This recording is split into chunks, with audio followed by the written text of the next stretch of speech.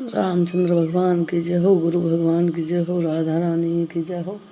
जो भी दोस्त ये वीडियो को लास्ट तक देखें और सनातन का प्रचार है, वीडियो को लाइक सब्सक्राइब जरूर करें, सपोर्ट ज़्यादा से ज़्यादा करें दोस्तों। भक्त आदमी होगा तो ज़रूर भगवान श्री राम जी को मानता होगा तो ज़रूर सपोर्ट करेगा। देखो 436वां श्लोक है ये। देखो, सारा जगत भय में डूब गया है और तब लक्ष्मण जी के अपार बाहुबल की प्रशंसा करते हुए आकाशवाणी हुई है, तात तुम्हारे प्रताप और प्रभाव को कौन कह सकता है और कौन जान सकता है। अनुचित उचित काज कछु होई, समुझ करिय भल कहूँ सब खोई। सहसा कर पाछे पछताही, कही वेद बुद्धते बुद्धन न आई।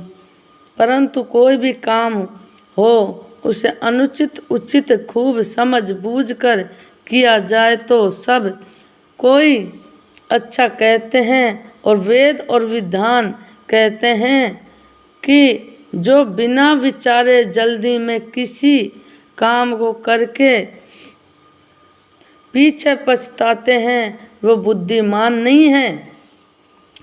सुनी सुर वचन लखन सा को जाने, राम सिया सहादर सन्माने। कही तात तुम नीत सुहाई, सब ते कठिन राज मद भाई। देववाणी सुनकर लक्ष्मण जी ने संकुचा गए हैं और श्री राम जी और सीता जी ने उनका आदर के साथ सम्मान किया है और कहा है, हे तात तुमने बड़ी सुंदर नीति कही है और भाई राज का मद सबसे कठिन मद है। जो अचवत निरप मात ही ते ही, नाह साध सभा जय ही से ही।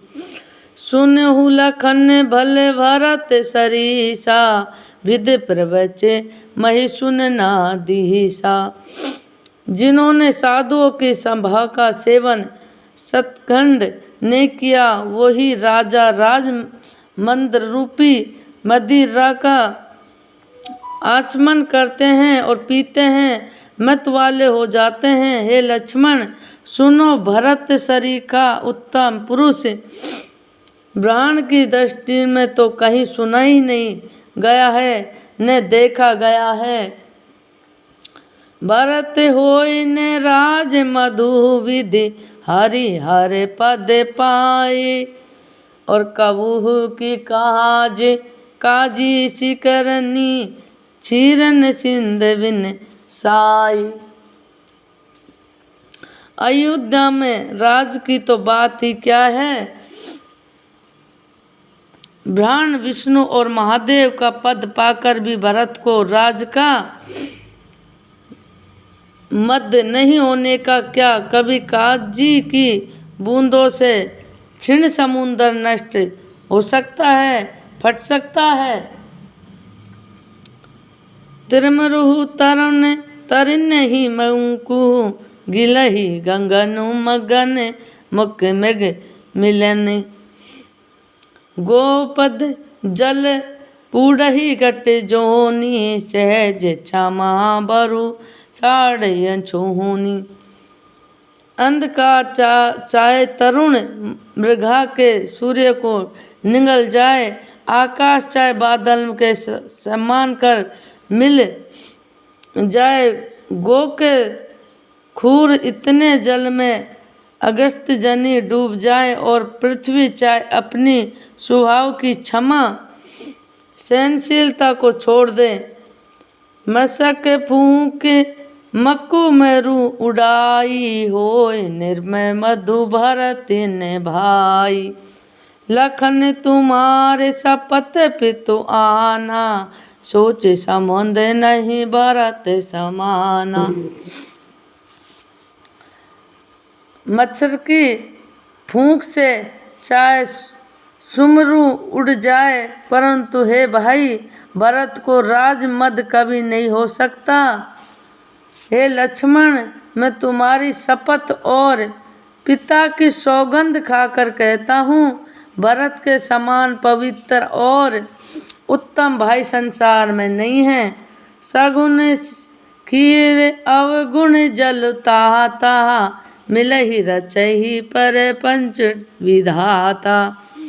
भरत हंसे रवि बस तड़ागा, जन्म कही गुण दोष विगागा।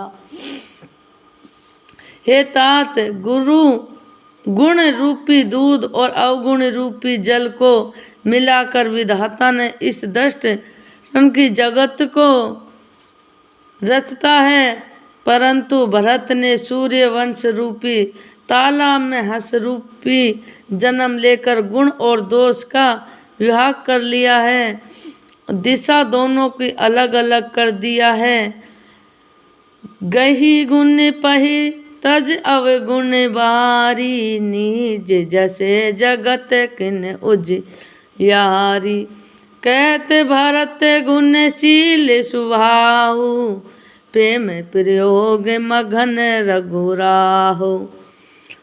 गुण रूपी दूध को ग्रहण कर और अवगुण रूपी जल को त्याग कर भरत ने अपने यश से जगत में उजियाला कर दिया है। भरत जी के गुणशील और स्वभाव को कहते कहते श्री रघुनाथ जी प्रेम समुंदर में मृग हो गए हैं। सुनि रघुवर ने बानी विबुध देख के भरत पर देहु, सकल सरात राम सोहो प्रभु कृपा निकेतु।